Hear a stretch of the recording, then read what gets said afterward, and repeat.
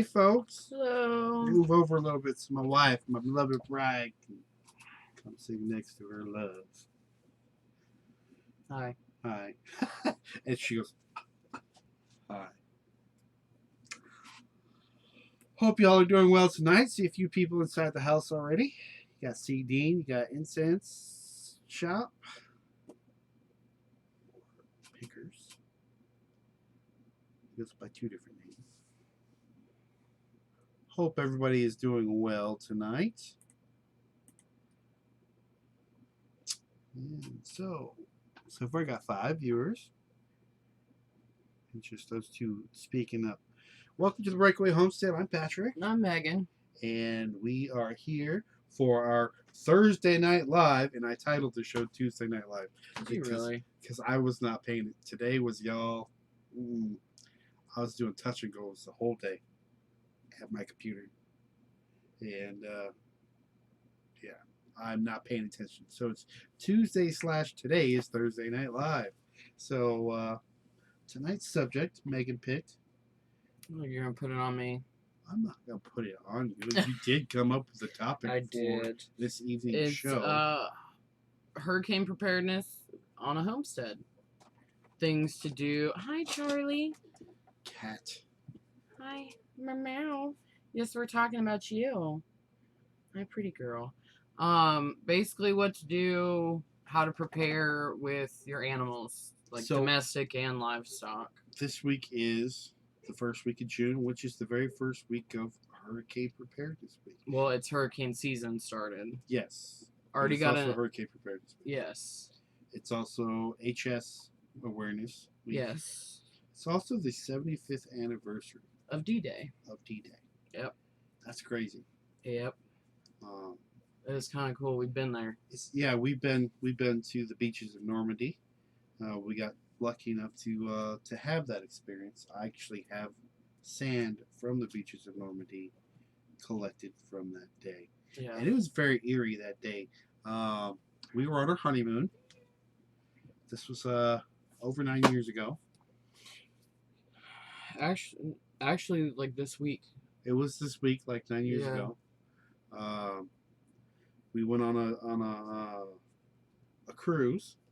Normandy was one of the stops, so we decided that was one of the places I wanted to see the most. So we set up an excursion to go see the beaches of Normandy and to go see the memorial.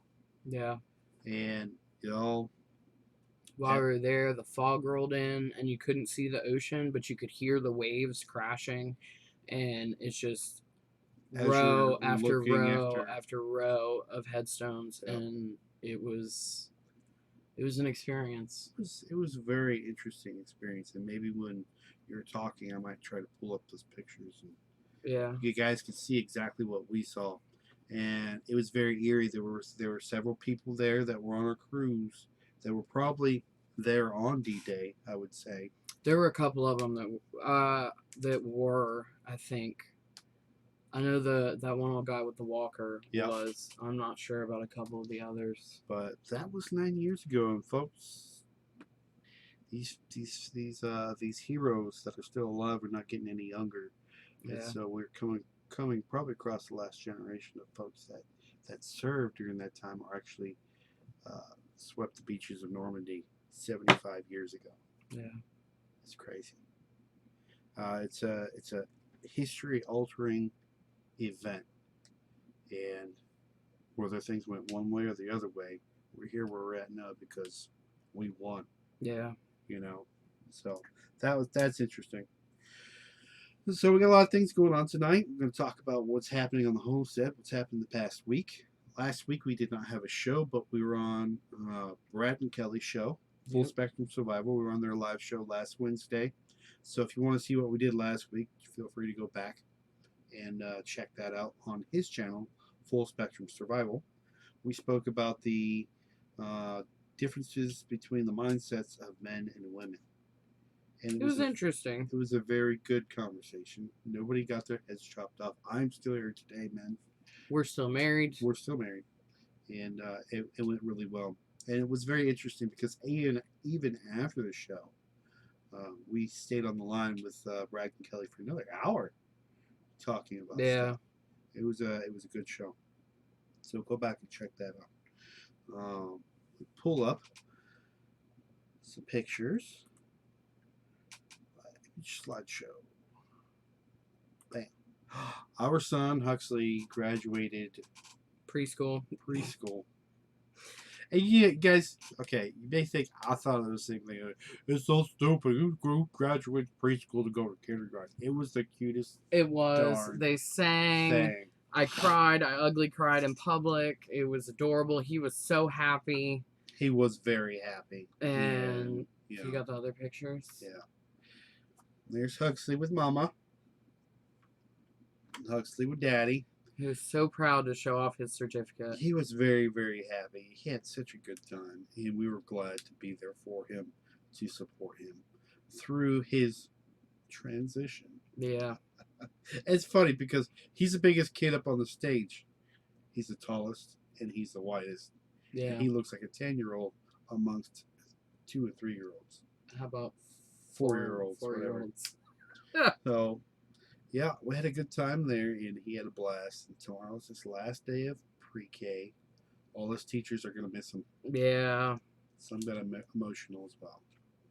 So we are and we aren't looking forward to kindergarten. There's several reasons behind that. Yeah. But we are looking forward to. I don't know. What are we looking forward to? I don't know where you're going with that because I'm not looking, we were looking forward to the progression of our kid getting more mature. Yeah, I would go with that. Getting beyond where he's at. Yeah, just the natural. Learned. Yeah. I'm not looking forward to him being at the elementary school, but we'll see how it goes. We will see how it goes, and I think after at least the first couple weeks, we'll get a good idea. Feel, yeah. So let's move on from there. Bunnies. We sold our bunnies. Okay, I went to a flock swap on Saturday with all my baby bunnies. These are all weaned baby bunnies, all 23 of them at the time. And because I kept one, and none of them sold. So there were people on the front side and back side of the row that I was on that were selling bunnies for like $20, $25 a piece. These are meat rabbits, y'all. And I'll tell you guys, don't spend any more than $15 for a meat rabbit. I was selling them for $10 a piece, and I didn't sell one, not one. Because these people in the front or the back side of me were selling them like crazy. People would come up, they'd be holding rabbits. They're like, how much are you selling rabbits for? $10. And they're like, well, I just bought this for $25. Well, just take it back, get your money back. You can get 2 for the same price and keep $5 in your pocket. Hell, I'll sell you 3 for $25. And they wouldn't do it. No. Nobody's like, no, we're not going to do I already bought it, you know. They think you can't return things, whatnot. Heck no. I'd go back and be like, look, this dude selling them for 10. At least let me have one more rabbit. Because they were mutt rabbits, just like what I was selling. But ours were cuter. So we do have some cute bunny rabbits. We do have some cute bunny rabbits. So brought them back. It was pretty disappointing that we didn't sell anything. I had planned on using the money to make a new hutch for the rabbits that are in metal cages still. And so popped up on Craigslist, hey, rabbits are good to go. If they're not sold by mid-July, they become freezer meat. And sure enough, a couple days later, I get a text from somebody local, very nice person, and she asked for them all. So we gave her a decent discount. Yep. We still made good money, and we're still gonna have enough to make that hutch. So worked out. It worked out well. What else? Kitty. Yeah, Doc Ferris, you in the room? I don't know if he's in the room or not. Got some bad news about your boy. I don't see him in here. All right. So this is Bing Crosby. My mother. Okay, you need to take that. Yeah. Okay. I can do it. So Pat's mom ended up in the hospital earlier this week, so the fact that she's calling is kind of important. So anyway, there's Bing. I don't know why it isn't updated yet. So since we got him, we adopted him officially in February, and he's been he's a snuggle bug. Doc Ferris come to visit. He was feeding him donuts and loving on him and everything, and loves this cat. He's wonderful. Well, ever since we brought him home, we've noticed that he can't jump, and we just figured he's got kind of stocky, short legs, not quite a munchkin, but close enough. And we just figured it was some sort of genetic abnormality, and we noticed that it started getting worse. His hips started splaying out, and we got really concerned. And so we took him to the vet and actually had some x-rays done. And I don't know which picture he has this as. Maybe, is it that one? No, I don't know how to change the picture, and Pat left. Anyway, he has, and now we're loading again. So anyway, Bing has hip dysplasia in both of his hips, and we have a picture of the x-ray whenever Pat comes back and can show it to you. So he's actually having to go in and have surgery at the end of the month. And basically it's called a femoral head ostectomy. Basically what they do is they're going to go in and cut the femoral heads off of both of his femurs. Because they don't sit in the joint in the pocket. Where am I? Here we go. They don't sit like this. And so what they do is they just cut it off so that it's basically just the femur. And over time, you'll get scar tissue that develops in here and creates what they call a false joint. And with him being so young and so small, he's only about 7.5 pounds, that is the best option for him. Especially, he's only about 9 months old. So it's the choice that we're making. And so we'll see how it goes. That surgery is on the 28th is when I drop him off. Love you too. Bye. I didn't know how to put the picture up of his x-ray. Oh, right. There we go. There we go. So you can see, will they see my mouse? No. Okay, can I draw on it? Nope. Okay, well, where the femurs come up and they kind of look like that. Where am I? There I am. And it's supposed to fit into the ball. As you can see in the x-ray, there is no ball. Here, let me fix this. You'll be able to point at it.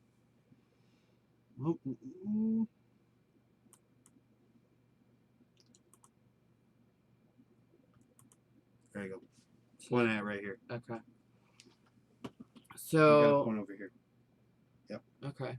So right here is the femoral head, and it's supposed to sit in this socket. And as you can see on both sides, that socket is deformed. So this part of the femoral head. What are you doing? Click on it. I don't want to. You It'll can blow it up further.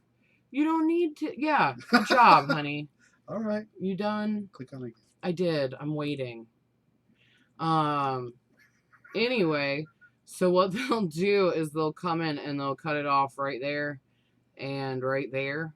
And over time, we'll probably have to do some physical therapy to help him build up the muscles in his back legs. But over time, he'll be able to jump, something that he's never been able to do before. So we definitely got our fingers crossed for that he'll be all right. All right, what do I do now? Yeah. Display capture. Yep. Turn it off. Pretty good. Yay, I'm learning. So we got that going on. That's pretty much it. We covered all the things I had. Was that it? Yep. That was it. So along with the theme tonight for hurricanes, we're going to give away one book. This is from Daisy Luther. She's a single mom. She's an author on preparedness books, a lot of preparedness books. We've received probably 20-some books from her and promoted them and done reviews on them. And they were all very interesting. And we've given this book away before. It covers all the things needed for hurricanes. So she owns a website called The Organic Prepper, and you can buy this book from that site. I left the link in the description below. Hey, advertisements. So this book, it gives you basic information about hurricanes. It gives you checklists. It talks about getting your house prepared for a hurricane, evacuation when it's needed, when it's not needed, when it's too late, hunkering down, what to expect during and after the storm, surviving the subsequent power outages, experts, and dealing with insurance companies, and then starting to rebuild. So it's definitely very valuable information of all the stages of hurricane you could go through. So I'm going to put up a thing here so we can figure out what's going on our page. That way we can see who's all in the room and who's doing what. So for tonight's show, and I guess it's not stuck on there. It's been really slow. It It is kept very slow. loading over there. Like if you go to that one. Got it. So it's very small. Yeah. Live chat. LB, stop scratching. So for the first person who could tell us the name of the hurricane that we went through last, where we lost 7 days of power. If you can name that hurricane, the first person to name that hurricane will win this book. How about that? Yes. So the last major hurricane we had, we lost power for 7 days. And it got flooded, everything like that. I don't know if there's anything about mobile homes and hurricanes. I don't think so. If I recall, I don't recall anything about mobile homes inside there. Just have to be up here. It's because my pizza's up here, isn't it? That's what you want. You want my pizza. It was not Michael. Nope. That was a devastating hurricane, though. Yeah, but we did okay. I mean, it was. So this was September of last year. It wasn't Michael. No. Okay. That was the last one. Michael was the one before it. Oh, okay. So getting close. Florence! We got a winner. Who won? Judy. Bond. Judy Bond, you won. You won the free copy of that book. Anybody else who wants to get a copy of this book, I highly recommend it. Get this info up here real quick. Again, the link is down in the description below. And display capture. You can see here from theorganicprepper.com. The price of the book is $9.49. Guys, just go ahead and go to theorganicprepper.com. Right now, she's giving away a 2-week checklist. Would you stop? Sorry. She's giving away a 2-week checklist for free. Survival checklist. It's a checklist of all the things you need to prepare for a 2-week event. And she's giving that away for free. But Judy, just send us an email, and Patrick will get that copy out to you. Absolutely. As soon as you send me that email, it's breakawayhomesteader@gmail.com. We'll get you that copy of that book, and hopefully it helps out, and that everything goes well. So this is tonight's subject: hurricane preparedness for the homestead. What we're going to talk about is domestic animals. That's our pets. And then we're going to talk about farm animals and livestock and everything like that. And so just got a couple pictures here of some after effects of animals and hurricanes. Little piggies. That's down in Lumberton. Is it really? Yep. That's just down the road from us, guys. That was the last hurricane. But just wanted to show those. Show, hey, animals get in distress too when there's a hurricane. Now, Megan is not an expert, but you work I am not an expert, and I also didn't know I was going to be talking about this, so y'all bear with me because I came up with the stuff that Pat's apparently going to talk about, and then he was like, "Yeah, by the way, you're going to talk about this." So I work at the county shelter where we live, and one of the things that we deal with every time there's a lot of areas that flood around here, and so we deal with people who have to evacuate because of flooding from the hurricanes, and so we have been fortunate enough that we have not had to evacuate our home. Very fortunate and very close. Yeah, it's been close, but we have been good. So we prepare in the safety of our own home. Where it's easy to stock a couple extra bags of food and stuff like that. Luckily, with hurricane, there's water available, so we set up catchment systems and filter water, stuff like that. Flush water, Yeah, water to take a shower. Yeah, so more watering our animals. Yeah. But yeah, so that part's easy. But if you have to leave your home, I know in our area they set up Red Cross shelters. Some are at local schools, some are at local government buildings. One of the big ones they set up for us is at the County Department of Agriculture building because it has the space to be able to set everything up. There is typically, I know in our area, some of the shelters are not pet friendly. However, others are. They have to make sure that there is one pet friendly shelter when they set up a shelter. So it's something that, beforehand, call around, call your shelter, your local shelter, see what the policy is. We have set up a shelter across the parking lot from where the people stayed. We have set up cages and stuff in our actual physical shelter building when people have been flooded out. So just call around and find out. You spent an entire day in a shelter. Yeah, we were doing 12-hour shifts, and then they moved the animals back to the shelter instead of having the other place set up. So we didn't have to stand watch as it was. But yeah, so it's just call around, get a plan together now. Like when the hurricane's here, it's already going to be too late. When it's incoming, 10 days out, find out, call tomorrow. It's never too early to have that kind of information because it takes some of the stress off. Your animals will be safe. You'll be safe.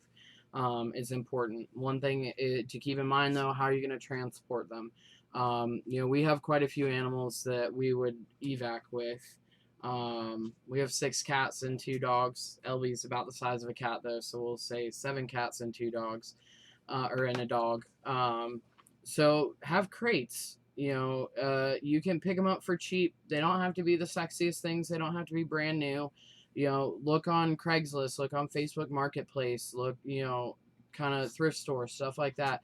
Get a couple crates. Most travel crates, whether they're wire or the plastic ones, like the airline crates, they fold down, so you can tuck them under a porch or in a shed, and you don't have to worry about them, but you have them just in case something happens, that you can put it together, put your animal in it, and you can get the hell out. One thing we got today were milk crates.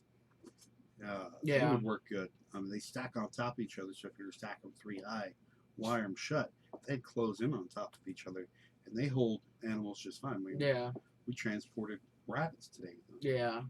So, if you need to, get creative, be a little open-minded. But it's just something that, luckily for us, we know the plan because I work the plan.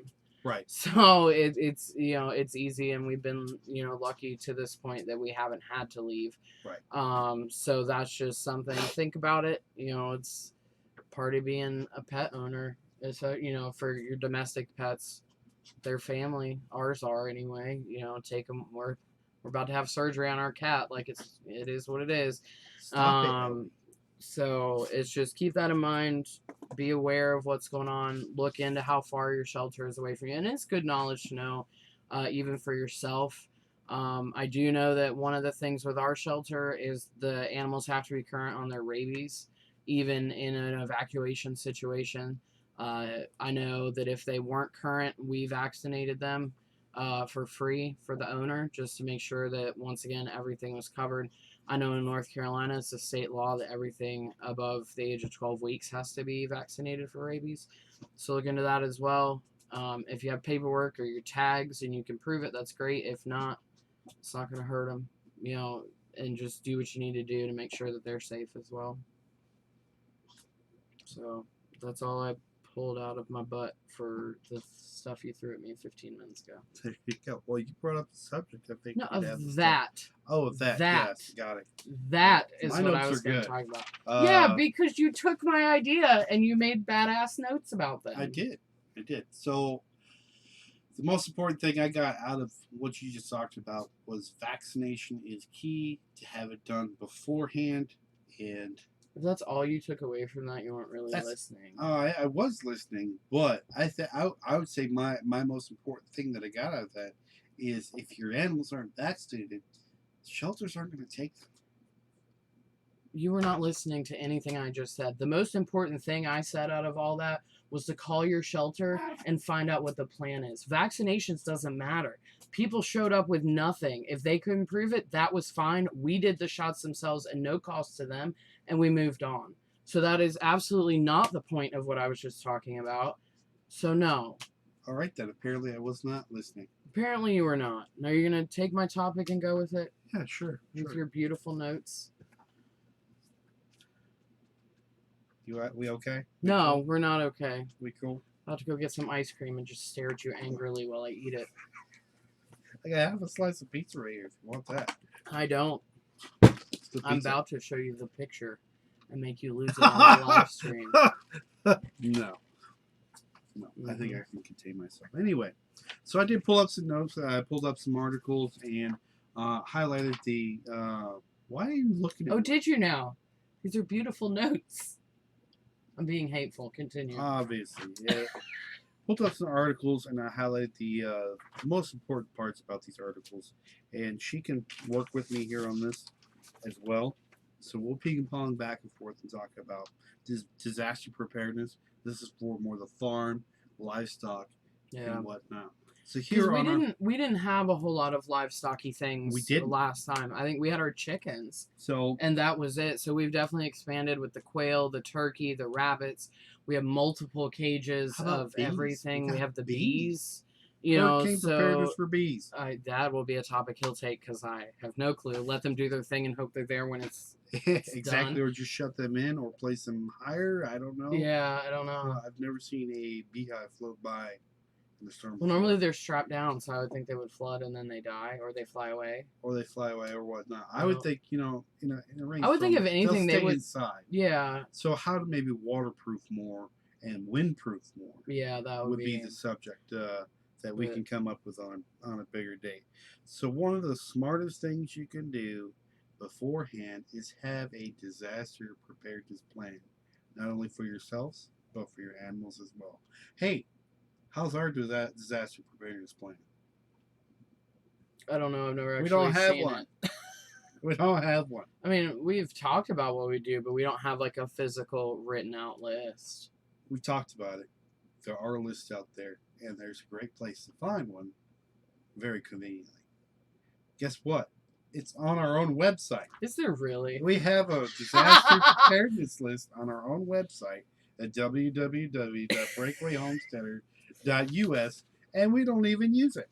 We don't. We talk about stuff more than anything. Exactly. And get the plans out there. So let me pull this up here real quick. Show you exactly how to get there. This is our website here, the adults. It's been a long time since we updated. Look at May. Oh, little May. Oh, I know. She was such a baby. Yeah. There's Jack. Is Charlie. Bing even on there? Bing is on Bingers there. is on there. Bingers is on there. Then the two outdoor cats. Because the last time I updated was right after we put down Grizzly. And so that's breakawayhomesteader.us. You got a link there for Big Bear Homestead. If you go to Open Source Library, go down to Hurricanes, there is a full section on hurricanes. First thing is a hurricane safety checklist, hurricane preparedness and resource guide, by the NOAA. Megan Glad they hates it when can't I see my face. say that. What is a hurricane? Hurricane Preparedness Manual, and how to prepare for a hurricane from FEMA. It has video resources like this right here. This If is you play that, it is going to slow it down so much. I just wanted to show this is doomandbloom.com. If you ever heard of Doc Bones, they have a video on here and several other videos available for your convenience and for your use for hurricane preparedness. So yes, display capture. Hey, use our website, even though we don't. Yeah, exactly. Do as we say, not as we do. So anyway, so preparedness. Yeah, a disaster preparedness plan. Now, if you have livestock, if you have a disaster preparedness plan, you're going to know what you're going to need beforehand.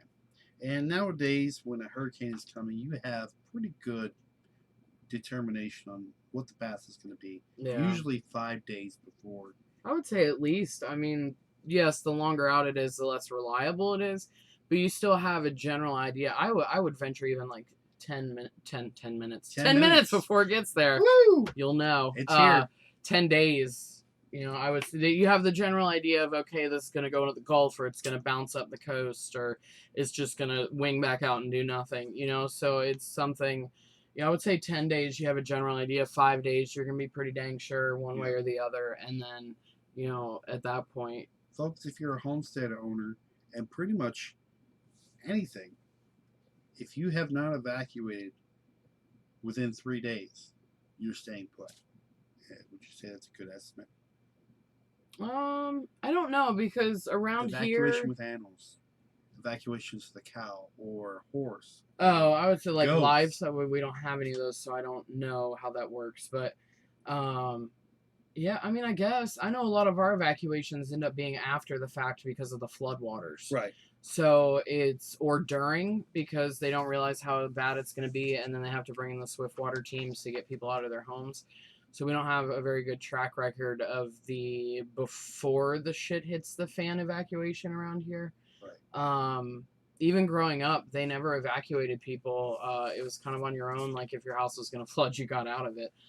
So I don't know, but I would say if like 2 days, if you think it's going to be really bad and you haven't evacuated at that point, you're probably not going to until they come and knock on your door. Right. So let's say we have a homestead now. Let's say we have pigs or we have goats. One or the other, doesn't matter. How are we going to prepare ourselves to make sure everything's good to go for those animals? I don't know. You'd made notes on this. So talking after your disaster plan, you also got to make provisions for your animals. Yeah. Ensure your poultry has high access to purchase. Above a flooding zone. Yeah. Or an evacuation route. Let's say you put a perch up so high that they don't normally go that high, but the floodwaters go up. They go perch to perch. So you have steps. And so eventually, if they have to get up to that last perch, there's an availability or open space for them to be able to get out of that cage. Yeah. Or get out See, of I was thinking about that, like with our chickens. If it got to the point that I would let them out. Yeah. You know, like if we miss that evacuation window, because we also have cages to transport our birds. We have cages we can put the rabbits in. Like we have a trailer for the truck. You know, like we would take everything with us that we feasibly could. And we don't have big livestock at this point. You know, we don't have pigs, goats, cows, anything like that. So for us in that aspect, our animals, I would say, are portable. Yes. Like, I mean, we have quail. They're all, you know, yay. We have chickens, down like, to the point of quail and stuff like that. You got to realize, you got to think about your. Like if I had a choice, I would save our chickens, our rabbits, and our turkeys. Right. Like quail, I'd be like, yeah, be free. Yeah. Now, Mama Donna and Steve, they live on the eastern coast of North Carolina, and they had it worse with the last hurricane. They evacuated. They couldn't get to their home for 5 to 7 days, I want to say. I knew it was a while. They did have livestock. They did have animals. Yeah. And one of the things they had to do, because they didn't have the space for it, was they took their rabbits and just let them go. Yeah. And sometimes that's going to have to happen. And people also need to realize that bigger livestock that live and work, not work, that live and live their daily lives in fields and stuff like that will probably do better off and are used to bad weather in Yeah. those fields. So a couple things you could do if you have a cow or goats or whatnot and you're planning to stay is give them availability to not only indoor space, but if they stay outdoors, and availability to higher ground. Yeah. So if you have barbed wire or fences that are fencing off higher ground, maybe open that up to give them access to go higher if they need to. Yeah. And it's just, and a lot of that just comes down to knowing your land as well. Like, you're going to know where the best spots to put things are, or to herd things onto because of that, like, and once again, like, even if we had pigs or goats, I would not be overly concerned with flooding on our property because we are so high up for our area that if our house floods, it's the end of our channel, it's the end of the world. We love you, goodbye. Like, right. that's how serious it would be if our house flooded. Right. But we are as high up as you can get here, yeah, but our biggest thing is trees coming down and being aware of that and taking it, looking at your trees. Like, we had a tree come down that took out our chicken coop in the front yard and the run and everything. There's actually a rabbit in it. Yeah, and so there was a rabbit in it, but it was originally a chicken coop. And so that was something like we definitely need to look at. Like, if you have a lean-to or shelter for your goats or something in the trees, is something going to fall and take it out? Do they have a secondary shelter, in case they need it? Things like that. What's around your chicken coop? Does it have any, widowmakers on it? The big branches that are going to fall off if you look at them funny. Stuff like that. Like, be aware of your land as well as how it's going to affect your animals when you're getting 50-mile-an-hour sustained winds or higher. So stuff like that. Chip Signal says normal home insurance won't cover flood, and you normally have to get flood insurance 30 days ahead of time. You can't once you're in the season.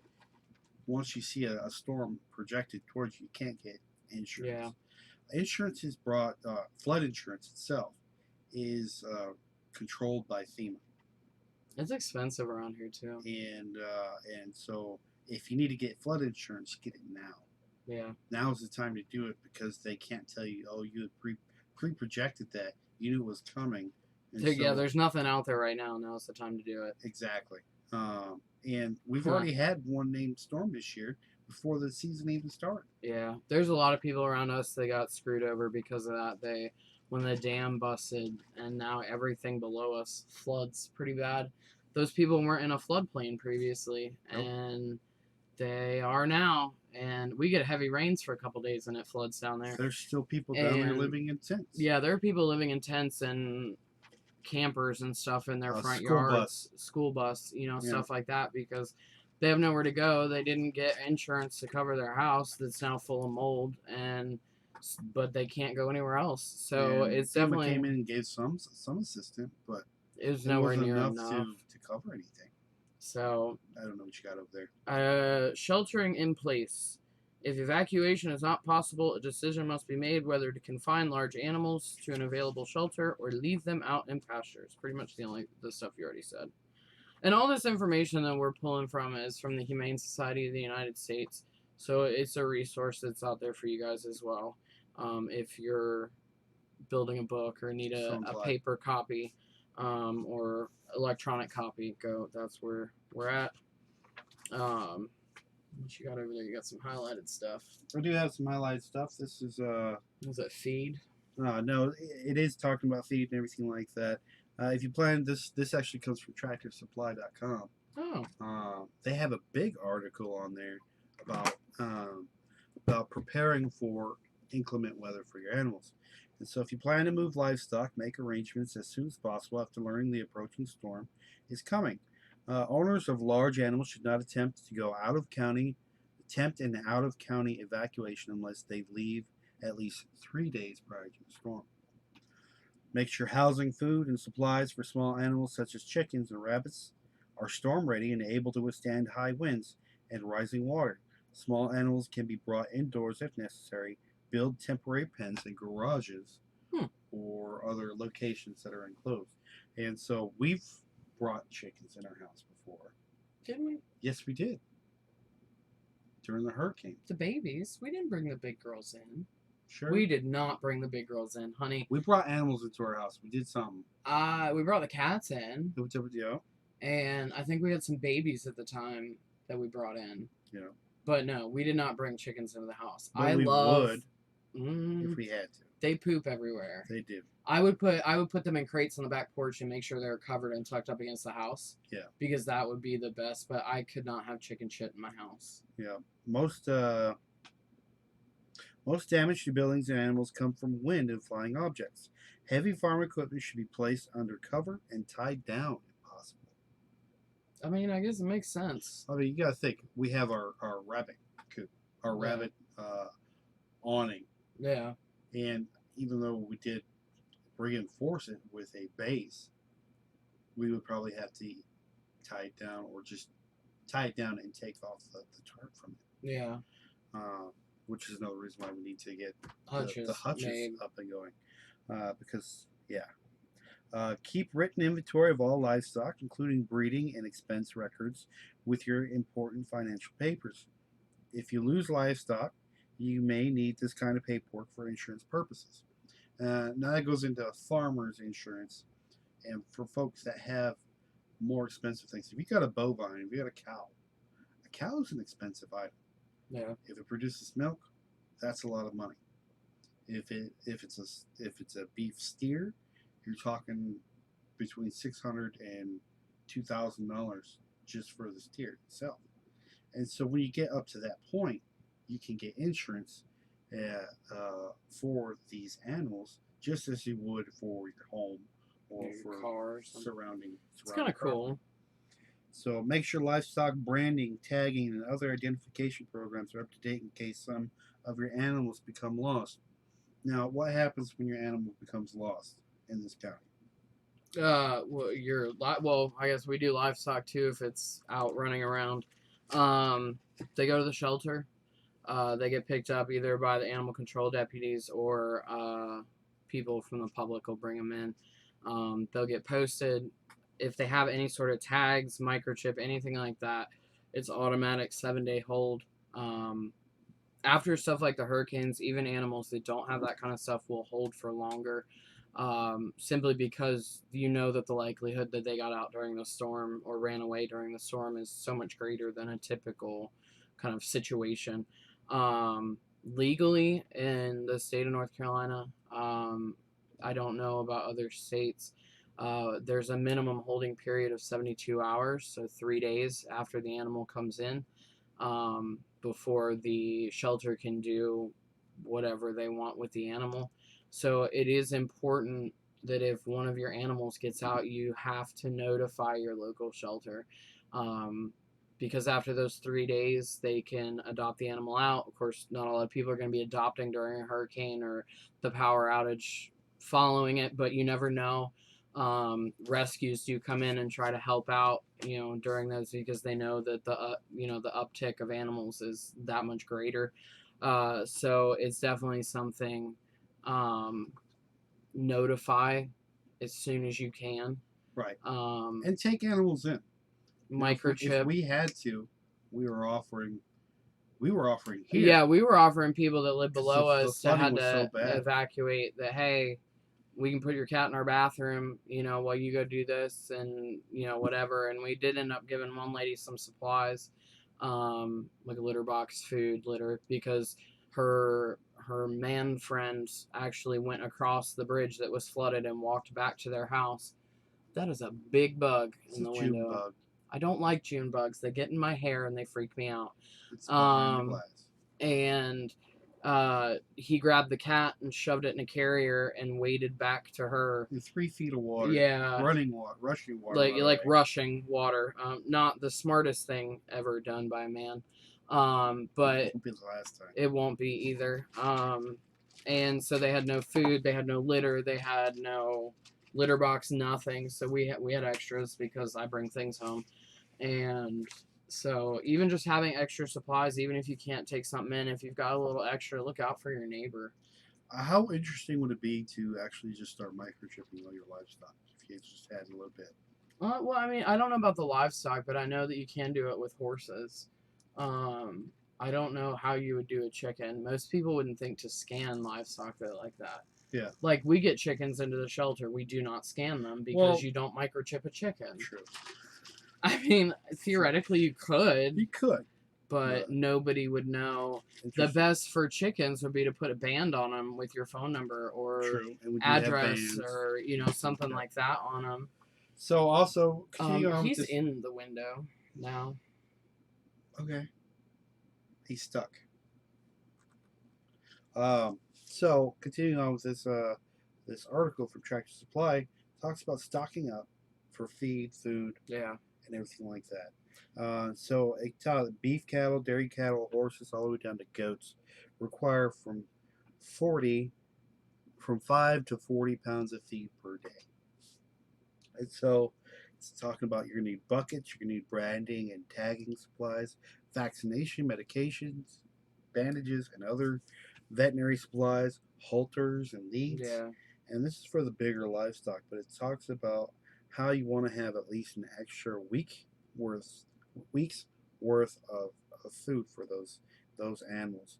Other supplies you may need: fuel transfer tank, fuel transfer pump, gas cans, livestock trailers, utility trailers, extra additional hitches with different sized balls on it. Yeah. And hitch wiring, tarps, and tie downs. Yeah. So there's many resources out there. You got ready.gov, you've got NOAA, NOAA. You're gonna give me a tick. You got NOAA. NOAA's a great place to get some information on hurricanes.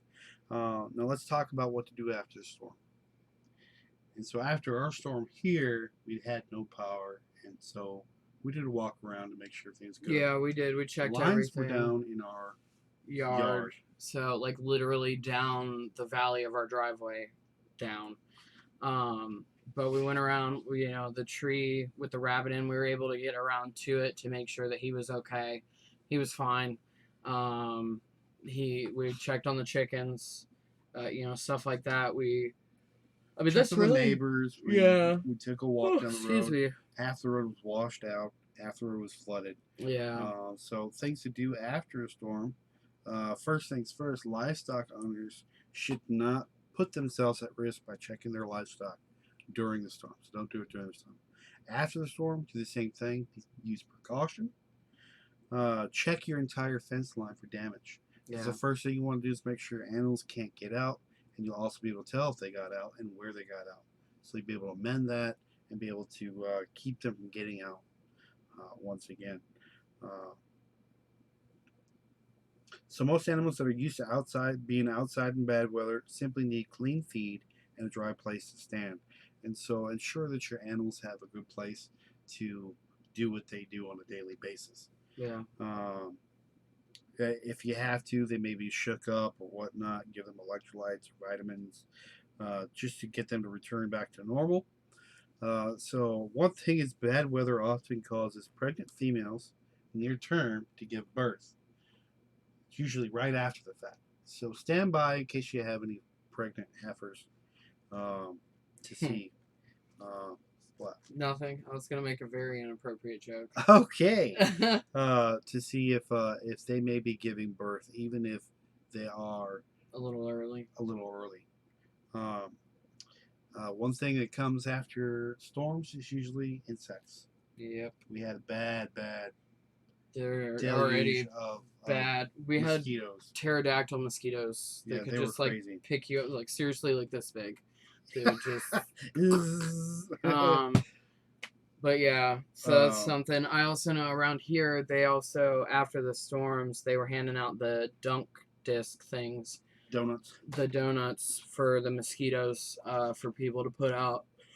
Excuse me, other property. But this also, you've got stuff out there that just naturally collects water. Go through while you're walking your property and dump as much as you can. In the wheelbarrow or in whatever, like that just collects, and that can help reduce the amount of mosquitoes. So have extra insect repellent for your animals in case there's issues. See, that was also an issue going back to like the water and the mosquitoes. Like, well, the mosquitoes came weeks after, but it's not like they just popped up literally the next day. But one of the things I think that we did that helped so much was the water catchment. Mm-hmm. You know, and if that's like if our power goes out like it did, oh, excuse me again, good lord. Here we go. Yeah, it's gonna be like last week when I just couldn't stop yawning. Our well is on power. We have no solar things for it, so when we lose power, we lose water. So it's I have something. not thought about that. We thought maybe we should get a hand pump or something. Yeah. But that's something, you know, you think about water for yourselves, but you also need water for your livestock, big or small. One of the things that we did last year that helped out a lot was just catching what came off the roof in buckets and then dumping it into a bigger container. We also got with a 325 gallon totes. Yep. And we have them at the end of our gutters, and so what comes off the roof goes into them.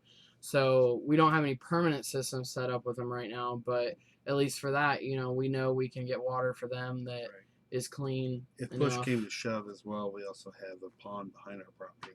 Yeah, I'm sure a neighbor would let us get use, water for our or livestock. the spring that's a lot closer. That too. So yeah, I mean we're lucky enough in our property that we have plenty of options, but it's something you should be thinking about. You know, they need water too, and you know it's important. So if you lost an animal, contact your veterinarians, humane societies, stables, surrounding farms, and other facilities. I would say start from home and go outward from there. Yeah. Because most likely they would have remained close as possible to the house. And if you have somebody else's animal or see another animal, get the animal, isolate the animal, so when they come looking, you can give them back. Isolate the animals until it's returned to its owner, or is examined by a veterinarian. You know, if there's a cow that's got a freaking board stuck in its side, I'm not going to wait for the owner to come up. I'm going to call a vet if I can to preserve that cow, and then, you know, you get what you reap what you sow. Yeah. So if you treat something politely, you'll get treated politely in return. And so that was the end of my notes as far as that goes. But the main genesis behind this is to prepare before the storm. Yeah. Not only for yourself, but for everything around you. And once you're done preparing, talk to your neighbor. See if they need any help preparing as well. Yeah. The biggest resource you can have is people that surround you. So if there is an emergency or there is a problem, you can move to the next place. Or they can come to you for help. Yeah. So that's all I got. That's pretty much it. So just prepare. I mean, think about it. Really think about what you need. Like, we'd be screwed right now because we have no chicken feed. True. We ran out tonight. Yep, we ran out today. And so, like, everybody got fed. Right. But no, yeah. We were at the last of it. Yeah. It's payday tomorrow. We're gonna get all of our feed back up. And yeah. But you know, you got extra cash 1 week. Get an extra bag. We will. We'll do that tomorrow. And put it. You know, we have a place where we can store our stuff in the shed, so it's safe. You know, from the weather and little. I don't know. I've come to learn that it's the little things you can do here and there that will make you far more prepared. I have to take things little by little because if I try to bundle it all together, I get so overwhelmed that I'm just like, I guess we're gonna die because I just shut down completely. So, you know, little steps at a time. You know, you see something on Craigslist for $5 and you think I can make that work for this. Pick it up, do it. Facebook Marketplace is another good one. Yeah, I like that one a little better because you can stalk people on their on their page, and then you can be like, okay, they seem more legit than this random stranger. It looks like a creep. Yeah. I'm not gonna buy his stuff. But yeah, so you know, just little bit by little bit. But the issue with that is you have to get started. You can't leave the little bits for 6 months from now because we'll have a hurricane 6 months from now. Chip says bison hand pumps aren't very expensive for wells. Oh, And okay. we have a very shallow well. It's 50. It's 55 feet. I want to say so. It worked perfect for that. But that's all we got for this week. We'll be back on live at a regular time next week, Tuesday.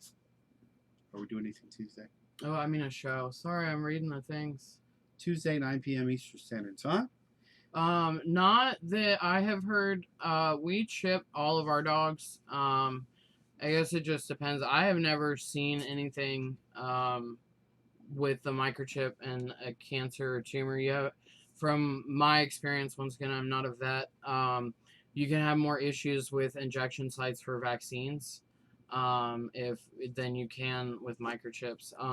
But it is important that they're put in by someone who knows what they're doing. Because of how you put them in, there are actually people that'll put them in themselves because you can order them online. And they'll actually put it into the spine or into the skull. And I've seen X-rays of that, and it is not pretty, and they die. So if you're going to do it yourself, educate yourself before you do it. Or a lot of places you can buy the chip, take it to your vet, and they can put them in. Another resource with that's not as expensive as a traditional vet is, I know, like our Tractor Supply has a vet that comes in every Sunday. It's a mobile vet. They do vaccines, they do microchips, they do stuff like that. So it's a quick more and expensive, I would say. No, it's actually not than going to a brick and mortar. No, I'm not talking about the chip itself, but the actual vaccinations are more expensive. No, they're not. Okay, they're not. No, how about they're going to Tractor Supply and getting your own vaccinations? Yeah, well, yeah, he was just asking about the microchips. But yeah, you can also, other than rabies, get your vaccinations at Tractor Supply and do them yourself. But yeah, but microchips are a good way of getting your dog or cat back home. We've had people across states get their animals back. Yeah, we had a dog here that ended up here that actually was chipped to a guy in California, and we actually got his dog back. So he thought she was gone for good, so it's good. They work. They're easy. It's a good resource. It's one of the big things around here is make sure you chip them. So, all right, y'all. We're gonna check off. We hope you guys enjoyed the show. If you did, give it a thumbs up and see us next Tuesday. Share these videos if you'd like. And if you guys ever want us to talk about something, let us know. If you have any ideas, sometimes it's hard to come up with things to talk about. Especially at the last second. Yeah, we suck at planning. Well, this week has been rough. Pat's mom ended up in the hospital. Yeah. My grandparents came to visit. Pat's on medication for strep. Huxley's graduation. My birthday. The last day of school. We got a new wood stove. There's a bug on me. Got a new wood stove. Had to go pick that up. So this week has just been a cluster of epic proportions. So yeah, we're kind of happy it's winding down, and then we got graduation, other people's graduations we gotta go to, and a lot of parties to attend, and a lot of drinking. Somebody's birthday. My birthday's on Saturday, so yay! Yeah, she'll be 37. I will not. I'm gonna punch you on live TV. Okay. I'm 37. I will be 32. She'll be 32. So, yay! Yeah. All right, folks. You have a good night. We'll see you on Tuesday. All right. Talk to you later. Topics. With topics. Yeah, send those topics to us. breakawayhomesteader@gmail.com. And we will act like we know what we're talking about. Absolutely. Absolutely. Night, folks. You hit the wrong button.